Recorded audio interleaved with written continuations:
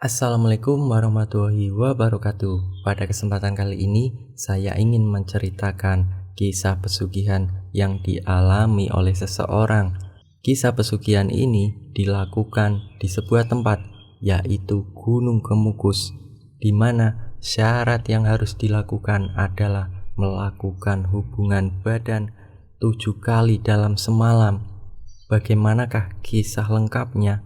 Langsung kita masuk ke ceritanya. Sebut saja Rena dan Julie. Mereka melakukan pesugihan di Gunung Kemukus. Rena yang saat itu sudah mempunyai anak dan suami, dan Julie pun juga sudah mempunyai istri dan anak. Kedua orang ini datang ke salah satu tempat yang letaknya di Gunung Kemukus, mendatangi salah satu juru kunci yang sudah sangat terkenal dengan kesaktiannya. Mereka datang ke kuncen tersebut untuk mendapatkan kekayaan melalui ritual pesugihan. Mereka menanyakan beberapa hal, apa saja yang harus dilakukan, apa saja yang harus menjadi kewajiban, dan apa saja yang menjadi pantangan selama melakukan ritual pesugihan. Ada satu yang menjadi kewajiban mereka, yaitu harus melakukan hubungan badan di satu malam tertentu selama 7 kali berturut-turut. Selama melakukan ritual pesugihan, mereka dilarang melakukan selain dari pasangan tersebut. Mereka harus melakukan dengan pasangan yang sudah dijanjikan atau yang sudah disepakati di awal melakukan ritual. Mereka harus melakukannya selama 7 kali, dan yang harus menjadi satu syarat utamanya, yaitu keduanya itu bukan dari suami istri yang sah. Rena sudah mempunyai suami, dan sebaliknya Julie juga sudah mempunyai istri. Tapi kedua pasangan ini sepakat untuk melakukan ritual pesugihan di Gunung Kemukus. Perjanjian ini di antara keduanya nanti akan ada salah satu yang menjadi orang kaya, dan di antara salah satunya ini harus dibantu, entah itu yang laki-laki atau yang perempuan. Nah, singkat ceritanya, ritual mereka itu sukses dilakukan di Gunung Kemukus. Tinggal Rena dan Julie menunggu hasil dari apa yang sudah mereka lakukan. Setelah 1 minggu, hasil yang didapat sangat luar biasa. Usaha yang dikembangkan Julie berkembang secara pesat dalam tempo 1 bulan. Usahanya itu bisa berkali-kali lipat hasilnya. Rena yang mengetahui usahanya Julie cukup berkembang, dia meminta bagiannya. Tak sampai di situ, mereka itu harus melakukan ritual lagi untuk mendapatkan hasil yang lebih banyak. 2 bulan pertama, Julie mampu membeli mobil.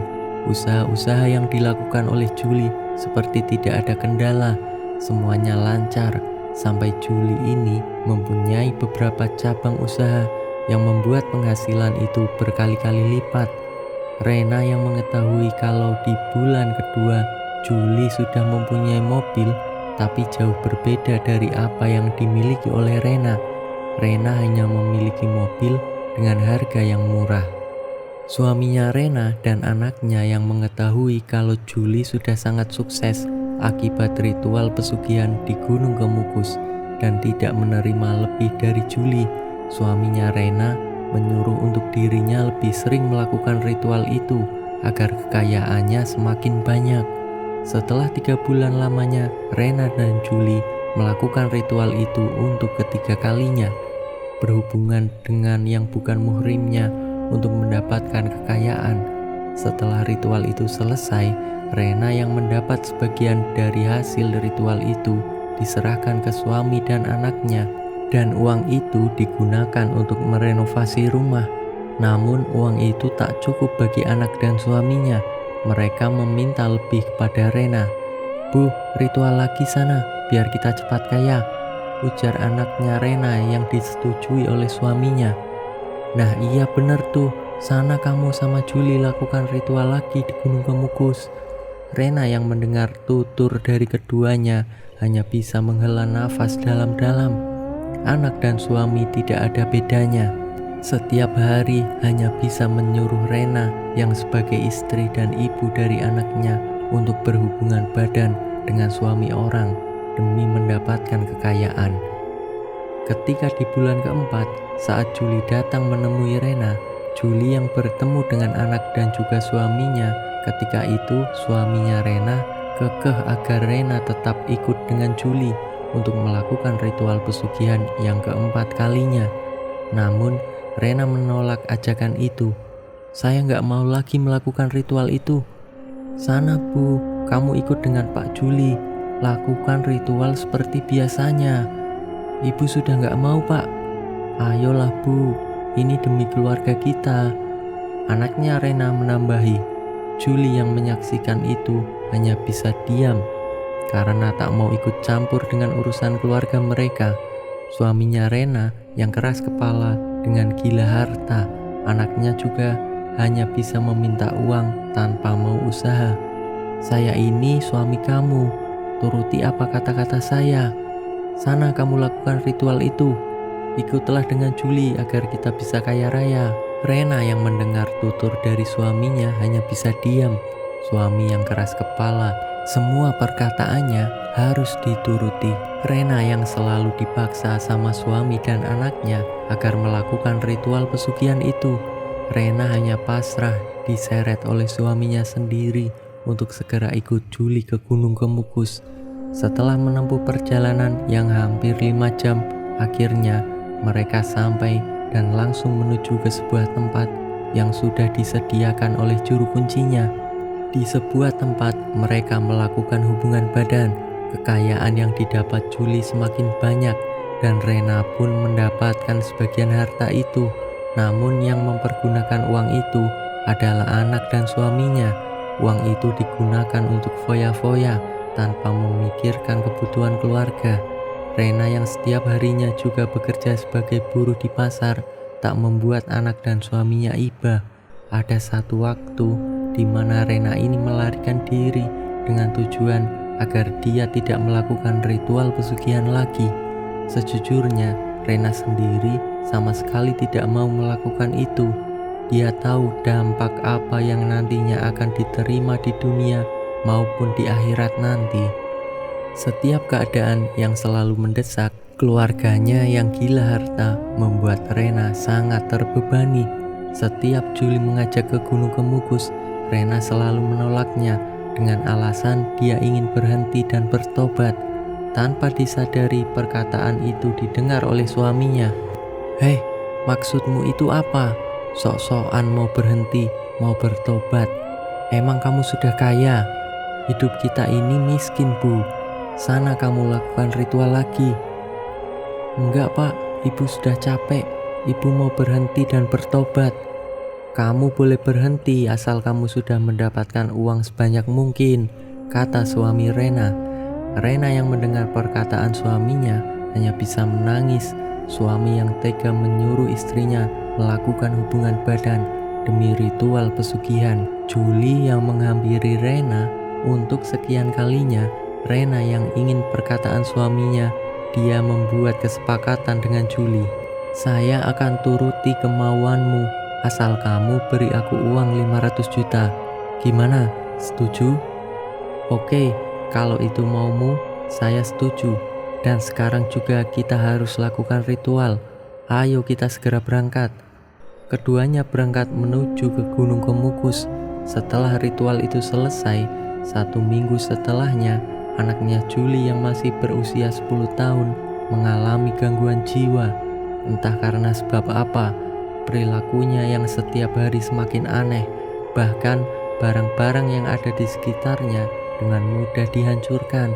Setiap minggunya, anaknya ini mengajak orang tuanya ke Gunung Kemukus, yang membuat orang tuanya itu sempat bingung karena keinginan itu harus dituruti. Setiap minggu itu harus 2 kali pergi ke gunung itu dan membuat orang tuanya lama-lama capek mengantarkan anaknya ke Gunung Kemukus. Perilakunya yang setiap hari semakin aneh membuat Julie membawa anak itu ke rumah sakit jiwa. Waktu itu, Rena mengetahui kalau anaknya Julie dibawa ke rumah sakit jiwa. Rena mencoba mencari informasi kebenaran tentang anaknya Julie yang gila, dan dia datang ke rumah sakit jiwa itu, menanyakan ke salah satu dokter yang ada di rumah sakit jiwa itu. Dan ternyata anaknya Julie dirawat di rumah sakit jiwa ini. Dokter yang menanganinya pun bercerita tentang anaknya Julie, kalau sebenarnya pihak dari rumah sakit itu tidak sanggup menjaga anaknya Julie karena anak itu sangat membahayakan untuk anak-anak yang lain yang sama-sama sakit jiwa. Pernah sesekali ada anak yang satu ruangan dengan anaknya Julie hampir meninggal akibat lehernya dicekik oleh anaknya Julie. Untung saja pihak rumah sakit melihat kejadian itu. Seandainya tidak ketahuan anak yang dicekik itu bisa meninggal dan nantinya akan berdampak pada rumah sakit ini. Tolong Bu, sampaikan ke Pak Julie agar segera menjemput anaknya karena pihak rumah sakit sudah tidak sanggup mengurusnya. Jika dia tetap di sini sangat membahayakan. Gak mungkin juga saya menahan anaknya Pak Julie untuk satu kamar dengan yang lainnya, dan tidak mungkin juga anaknya Pak Julie itu di dalam kamar sendirian. Rena yang mendapati amanah itu pun menyampaikan ke Julie. Setelah anak itu pulang dari rumah sakit jiwa, keesokan harinya anaknya Julie keluar rumah dengan telanjang bulat, tak mengenakan sehelai benang pun, dengan mengucapkan, "Ayo ke Gunung Kemukus, ayo ke Gunung Kemukus." Tetangganya yang waktu itu melihat anaknya Julie yang berkeliaran dengan telanjang bulat, apalagi dengan mengucapkan kalimat Gunung Kemukus. Dari kejadian itu, banyak desas-desus dari warga sekitar kalau anaknya Julie itu adalah dampak dari melakukan ritual pesugihan Gunung Kemukus yang dilakukan Julie sebagai orang tuanya. Kabar itu pun sampai terdengar di telinga Rena kalau Julie melakukan ritual pesugihan di Gunung Kemukus. Dia pun was-was, takut ketahuan dan diusir dari desa ini. Julie yang merasa sudah tak aman lagi segera mengajak Rena untuk ke Gunung Kemukus. Dia menanyakan ke juru kuncinya, "Mbah, apa anak saya yang gila itu akibat ritual yang saya lakukan?" "Iya, benar. Sukma anakmu itu sudah jadi abdi iblis di alam sana, dan kamu juga sudah telat melakukan ritual, dan itulah dampak yang harus kamu terima. Bukan hanya anak kalian, kalian sendiri juga bisa menerima akibatnya jika melanggar pantangan ritual itu." Setelah obrolan itu selesai, Julie dan Rena melakukan hubungan di suatu tempat yang sudah disediakan oleh juru kuncinya. Seminggu setelahnya, suami Rena yang tiba-tiba datang menghampirinya. Rena, mana hasil yang katanya mau bikin rumah mewah untuk saya? Mana? Kamu minggu lalu kan sudah melakukan ritual, mana hasilnya?" "Maaf Mas, Julie belum ngasih bagian untuk saya." "Hah? Kamu gimana sih? Jangan coba-coba bohongi saya ya." Rena yang mendengar sentakan dari suaminya pun hanya bisa menangis. Sebenarnya dia sendiri tidak mau melakukan ritual itu, tapi karena paksaan dari anak dan suaminya yang terobsesi menjadi orang kaya, Rena lah yang harus jadi korban. Kondisi perekonomian keluarganya Rena yang saat itu belum stabil, makan hanya lauk tempe tahu, belum lagi kebutuhan sehari-hari dan biaya sekolah, biaya listrik yang mahal, membuat sepasang suami istri ini bertengkar setiap harinya. Suami Rena yang menginginkan sebuah rumah mewah dan bergelimangan harta yang membuat Rena harus melakukan ritual itu. Seminggu setelahnya, Rena menagih apa yang sudah dijanjikan oleh Julie. Namun yang diterima Rena hanya 200 juta. "Uang segini mau bikin rumah mewah yang gak bakal cukup lah. Saya minta 500 juta. Baru saya berani membangun rumah mewah." Rena sendiri tahu kalau hasil dari ritual pesugihan itu hasilnya sangat banyak. Bulan ke-6-nya, Rena kecewa dengan apa yang dijanjikan oleh Julie. Rena mulai membangkang, tidak mau melakukan hubungan terlarang itu. Dan tanpa Rena sadari, Julie berangkat sendiri bertemu juru kuncinya, meminta bantuan untuk bertemu dengan wanita lain selain Rena. Tapi kenyataan yang harus dihadapi, anaknya Julie yang gila itu meninggal dunia.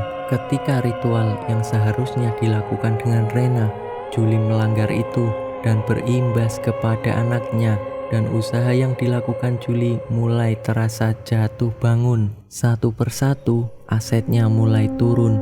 Julie yang mendatangi Rena melalui anaknya, membujuk dan merayu agar ibunya mau melakukan ritual itu lagi dengan rayuan apa saja. Keinginanmu akan kuturuti. Ketika ritual yang ke-8, anaknya yang menyuruh dirinya sendiri untuk melakukan ritual pesugihan. Bu, ayolah lakukan ritual itu. Jika ibu melakukan ritual itu, saya akan berikan apa yang saya mau, Bu. Anaknya Rena menyuruh orang tuanya sendiri melakukan ritual di Gunung Kemukus. Rena akhirnya mengikuti keinginan anaknya, walaupun di dalam hatinya Rena menangis karena sudah tidak sanggup lagi melakukan ritual itu. Rena yang waktu itu benar-benar sudah ingin berhenti, tapi tidak tahu harus bagaimana menuju jalan keluar dari jerat pesugihan itu. Dia hanya mengikuti ajakan Julie demi anaknya. Setelah ritual di Gunung Kemukus itu selesai, benar apa yang diinginkan oleh anaknya dipenuhi oleh Julie. Julie menggunakan anaknya Rena, menggunakan suaminya Rena agar Rena mau melakukan ritual secara rutin. Tanpa diketahui anak dan suaminya, Rena diam-diam datang ke salah satu orang pintar, yaitu seorang kiai.